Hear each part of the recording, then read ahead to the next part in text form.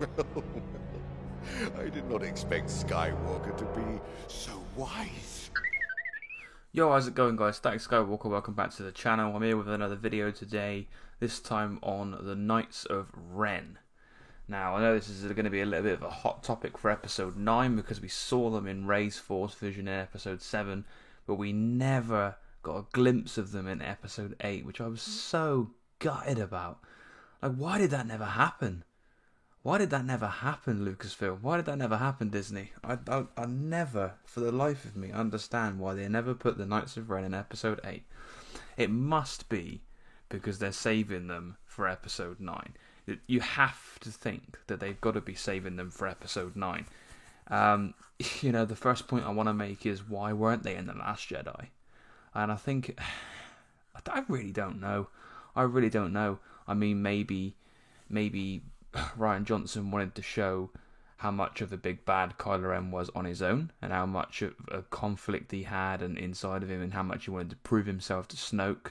Snoke will come into this a little bit later on in the video. But maybe that's the main bulk of the reasoning why Rian Johnson never included them.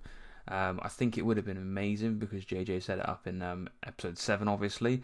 I do, however, think the Force vision that she saw when she touched the Anakin Skywalker lightsaber and she saw the Knights of Ren, I have to have a sneaky feeling that that is going to be part of episode 9. Now, I know a lot of people think that that was the Jedi Purge. That was the Jedi Purge at Luke's temple, where he came back and slaughtered loads of his students. Correct me if I'm wrong, but I was always under the impression that he turned and slaughtered them while he was kind of still Ben Solo, and then fully embraced the dark side, and took a handful of his students with him. I'm not sure whether he came back and then slaughtered the rest of the students and obviously took on Luke. I don't know. None of us know, I suppose, apart from the people that are building these stories. I think it's very, very interesting why they didn't put them in The Last Jedi. I do believe deep down there's got to be a good reason for that, because it just seems like a no-brainer. When JJ sets it up in episode 7, it's like, why did they not appear? It just seems very odd. So I'm thinking there's going to be, the Knights of Ren in episode 9, they might just be a complete flashback. They might not even be part of the main story. I do, however, think they are going to be, because I think JJ really, really wants to use them. I've gone on record in like friend circle conversations saying that I would be absolutely happy if they did an anthology film about the Knights of Ren. Maybe it's once the Skywalker saga's over, this would need Kylo Ren to survive the new trilogy, which I don't think Kylo Ren / Ben Solo is going to be surviving this new trilogy. I can't see it myself. But we'll get into like a little theory on speculation, theory about the Knights of Ren, including Kylo Ren and Snoke, towards the end of this video. Anyway, but who could they be? Who could the Knights of Ren be? Now, to answer this, I think they are probably the remainder of Luke's students that Ben Solo took with him. Now, it just strikes me a little bit as a bit confusing as to why. Maybe Snoke was getting in their mind as well, because obviously we know Snoke conflicted Ben Solo, got into his mind, and Luke obviously was watching a dream of his, looking into his head, and saw the darkness that was about to ensue, and I guess pulled his lightsaber on him, which I'm not going to go, well, I might as well say, I suppose, I never understood that part of The Last Jedi. I never understood that part of The Last Jedi. Here you've got the guy that can't even face or come to terms with his father committing the worst genocide that anybody's ever seen in the galaxy. When he was Anakin, slaughtering younglings and working with the Empire, they blew up Alderaan, and you got this most evil of the evil, and Luke Skywalker physically won't take him on. He won't fight him. He refuses to fight him. But Ben Solo has a dream, and it just just pulls his saber on him. I don't know so much. I mean, I know there was obviously two sides to that story. There was Luke's side of the story, and then he regretted that decision big time. It really, really sat on the character, and it weighed heavy on the character. And there was Ben's side where he was trying to manipulate Rey's thought of Luke so she would turn on him, which I thought was very clever. I did think that was very clever how Kylo was lying to Rey about the whole situation. She didn't say how regretful he was at the end and how much he felt like he'd failed Ben. But ever since seeing the film, I've had a problem with that. I've had a problem with that part where Ben Solo is having a dream, and Jedi Master Luke Skywalker, the kid's uncle, just seems like a moment of weakness. And I guess every character's flawed. Every character has their upbeat moments. Every character has their down moments. That was obviously a very big down moment of Luke Skywalker. But I tend to think if he hadn't have pulled that saber on him, then Ben wouldn't have gone down quite such a dark path.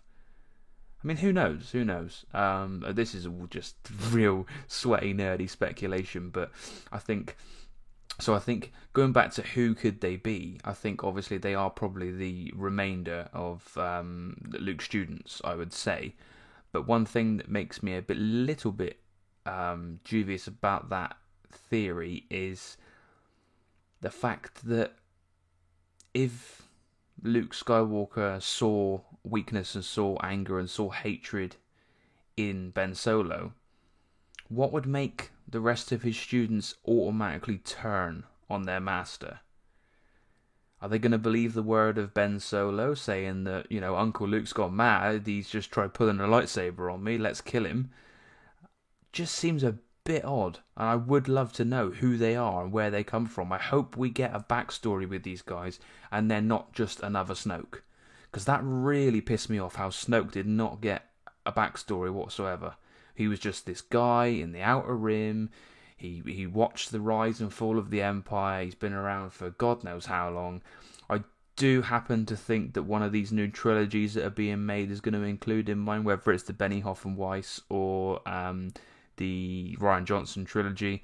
I think if Rian Johnson is given full reign to work with maybe just one character, or characters we've never seen before and we've got no emotional ties to, as far as the Star Wars saga goes, I think he could do something very special. Say what you will about The Last Jedi, I'm not a massive fan of it, I must admit. I just think he treated the legacy characters in a way that I just couldn't get on board with. I appreciate it as a movie, as a film. When you sit down and take the Star Wars away from it and you watch it as a narrative beating film, I think it's a good film. It's a good film, and it does slightly grow on me more and more when I watch it in parts, and when I watch it more and more and give it more viewings, it does slightly more and more grow on me. Whether that's how he designed it to be so different that people would be so torn and not really know what to think of it. Maybe that's what his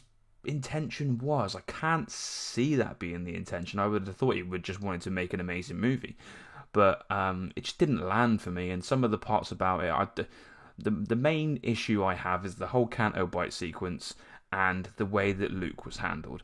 Everything else, I'm pretty cool. Oh, and the fact that Snoke was kind of just killed off a bit one note, But apart from that, that sounds like it's a lot. But three parts that I have a little bit of gripe with. But apart from that, do you know what? It's not as bad as people make out. It's really not as bad as people make out. Some of Daisy Ridley's acting in it is a little bit questionable. Sometimes how she reads the lines, they kind of sound like they're straight off a script, like she's literally reading them off a script, which I know she is. But it sounds like she was reading them off of a piece of paper at points. Master Skywalker, Kylo Ren is strong with the dark side of the Force, and we have to stop him. You guys who've seen it, and may have a similar opinion, you'll know what I'm talking about. But as far as a film goes, it's okay. As far as a Star Wars film goes, questionable. questionable. I personally loved The Force Awakens, absolutely loved The Force Awakens. But for me, Rogue One is probably still my favourite of the new under the Disney regime. Say what you will about Rogue One, I think it's absolutely flawless. I think it's brilliant. I think it's class from start to finish. Bringing in a legacy character from a cartoon like a Saw Gerrera. I think that Vader scene at the end is probably the best scene of any kind of Star Wars content has ever been. I might not have a popular opinion on that, but Jesus, that scene. I still remember my reaction when I was sat in the cinema and my girlfriend was sat next to me. I literally squeezed her leg so tight and I was like, oh my God, what is going on? I literally just had like a 5-year-old meltdown. It was just crazy. Anyway, I've gone well off track here. This is what I love about these Star Wars talks, is that I can get really into kind of my own brain and just spill a load of crap. And I know you guys will probably appreciate this if you're Star Wars fans and you're watching it. So this is what it's all about. It's what Star Wars talk's all about. So we've gone into who they could be. I don't understand how they would be Luke's students, but I think they probably are the students that turned on Luke. But they've got to... The thing about it, they've got to explain why they turned on Luke. If they don't explain why, and they just kind of say, well, they followed Ben Solo, they followed their friend, that would seem a little bit lazy to me. I think if there was an explanation as to why they hated Luke Skywalker and hated the Jedi as much as Kylo Ren, Ben Solo, and Snoke, you know what I mean, did, and obviously Kylo still does, then that would be great. If they can explain it, that would be great. I'm going to go on to my next point, and that's why were they in Rey's Force vision? I really don't have much of an answer for this one. I think it was a very cool way for JJ to just kind of tease it in the Rey's Force vision when she touches the Anakin's lightsaber in Force Awakens. I think it was a very cool little tease to just give them these really cool looking characters. As you can see, I've got like concept art and stuff on screen now, and some of the costumes, man, they look so good. Like the one of them's holding like what looks like a sniper rifle. I think I've even seen as well how some people are kind of picked out how one of them looks like he's got an old kind of Sith lightsaber hilt. So who knows? Maybe are they Force users? I mean, if they're Luke's students, they probably are. But if they were, see, again, contradicts the fact that they might be Luke's students. I mean, who's to say that they're not Luke's students and they aren't Force users? Because one of them's wielding a gun, one of them's got like this nightstick almost, and they just, to me, they don't really look like Force users. I mean, but what does a Force user look like? I mean, in the new continuity of things, you know, we all thought Finn was when the first episode 7 trailer came out. I'll never forget that. There has been an awakening. Have you felt it? And then you see John Boyega pop up out of the sand, and you're like, what?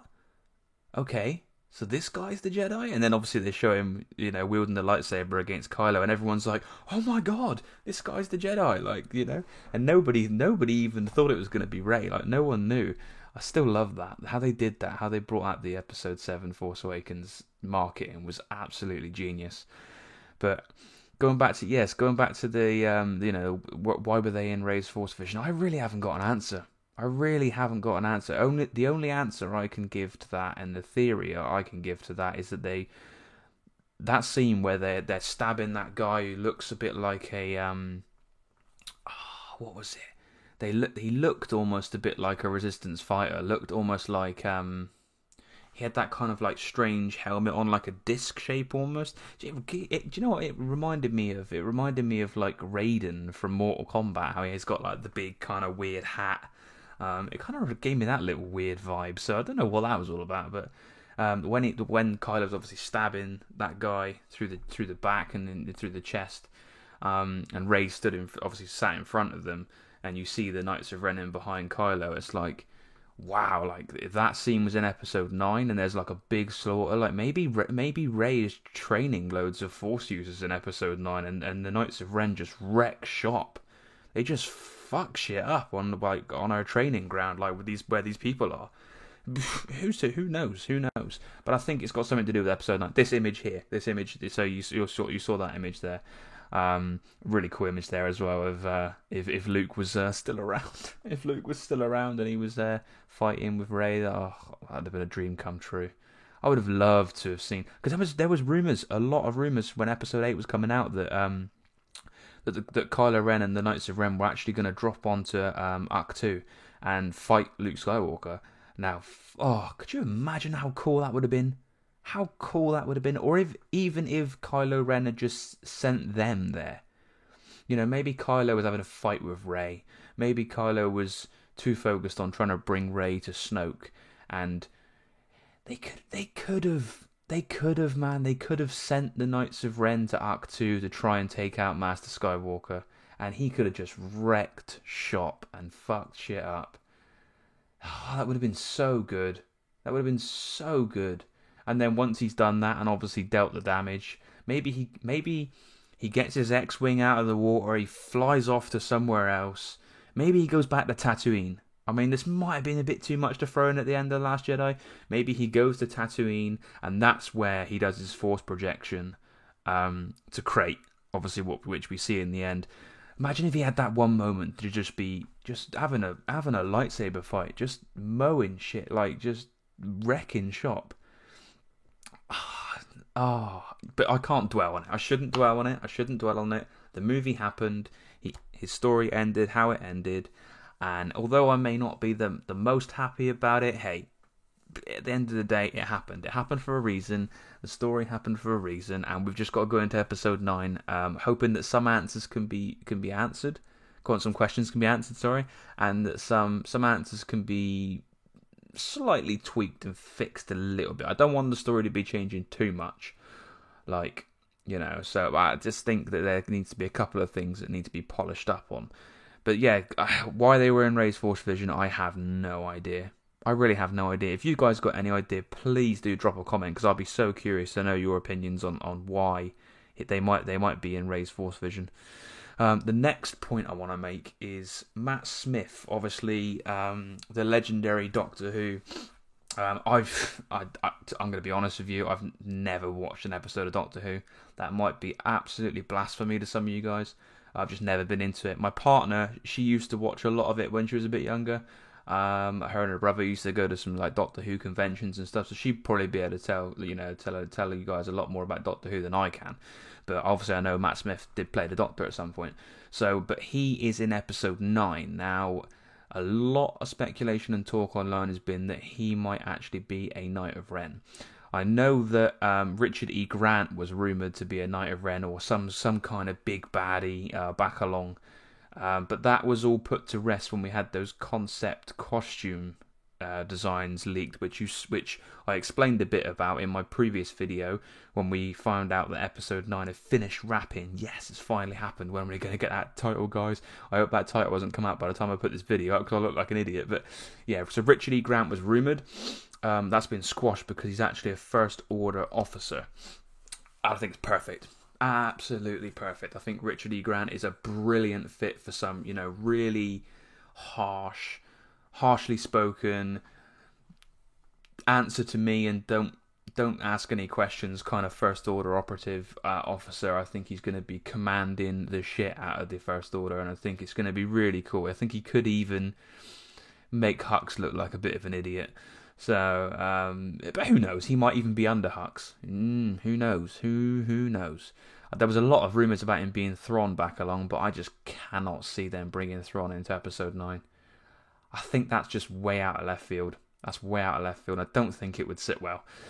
Anyway, so back to Matt Smith being rumoured as a Knight of Ren. I think that's a possibility. I think it really could happen. And I think, but if it does happen, I really wouldn't want there to just be Matt Smith under a mask and you never see him and he never has any dialogue with Adam Driver. I think that would be a real waste. I mean, they've already wasted that opportunity with Captain Phasma, with what's her name? Brienne of Tarth. Oh my god, I'm freezing. What's her name? Brienne of Tarth. Oh no, man, how's this happened? Gwendoline Christie. Right, that's how did I do that? Oh my god, I love Game of Thrones as well. How did I do that? So they obviously dropped the ball there with Gwendolyn Christie, and Captain Phasma was so underutilized and so underused, and it's such a shame. It really, really is.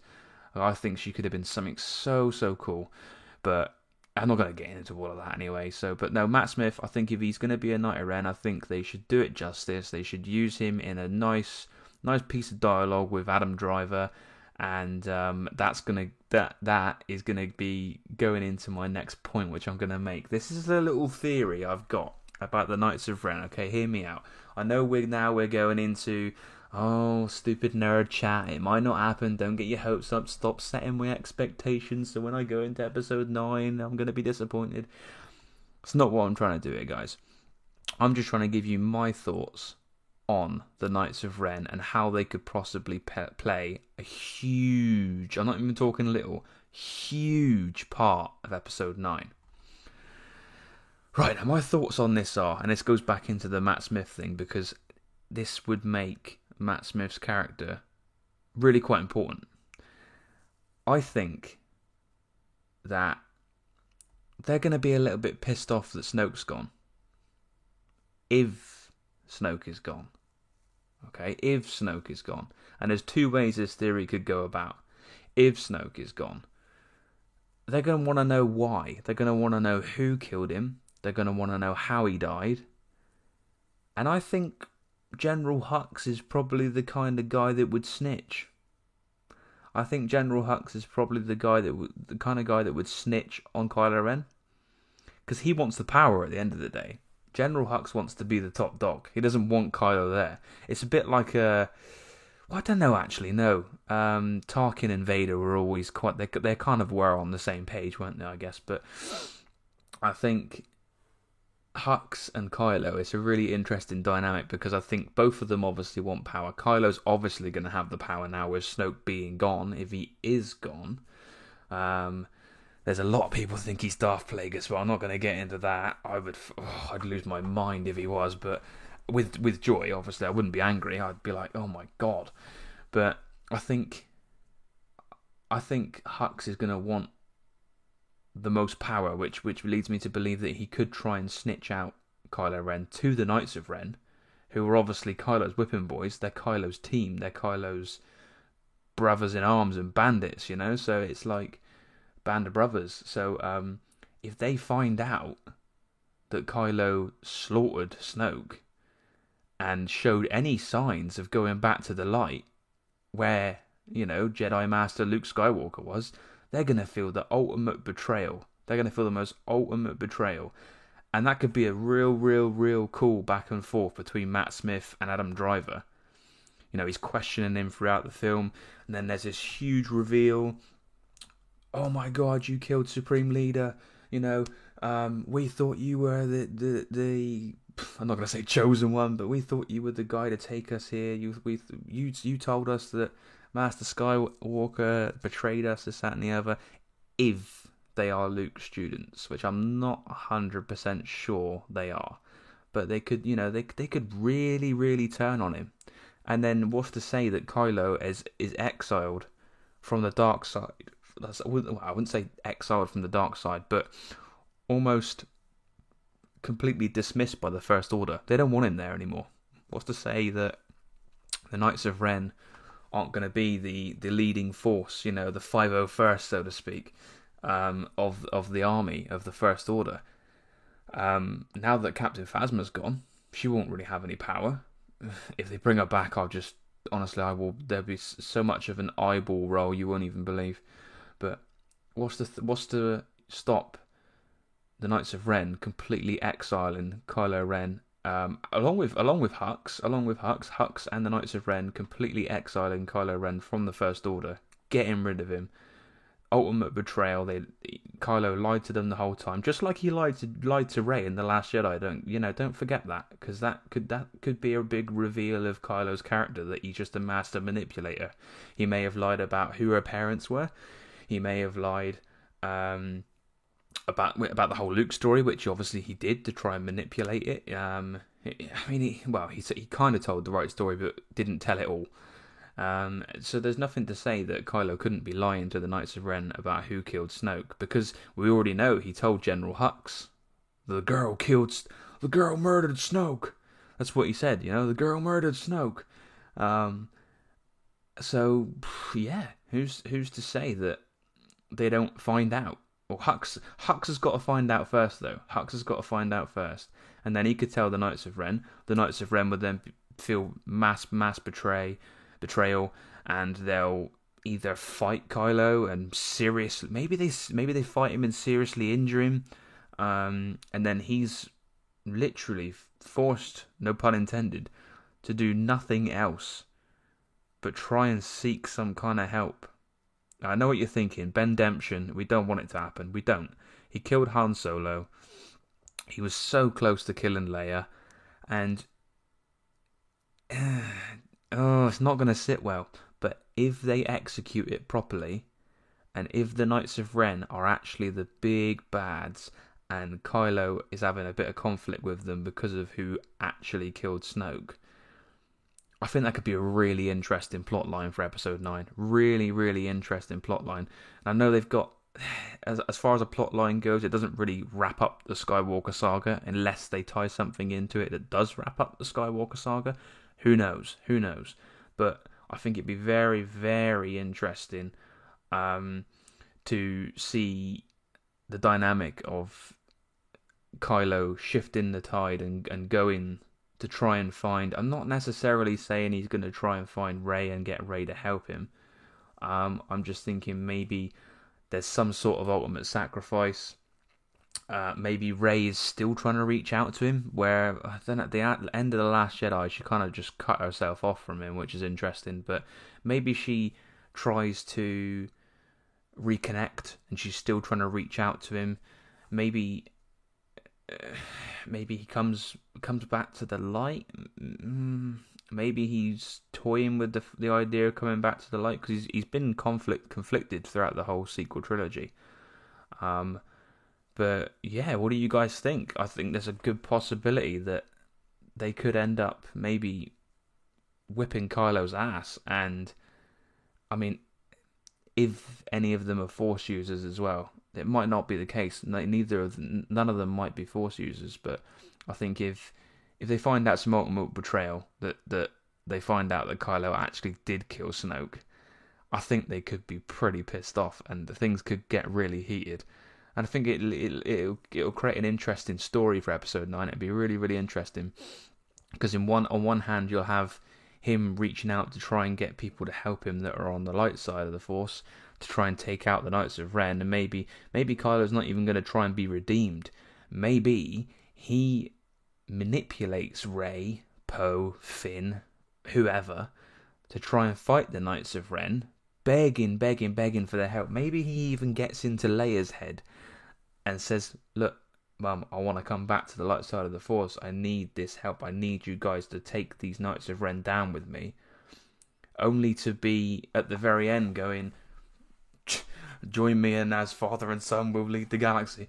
That kind of vibe, because he did it in The Last Jedi. He killed Snoke, and Rey said, "Look, come back to the light," and he didn't. He was just power hungry. He was just dark side power hungry.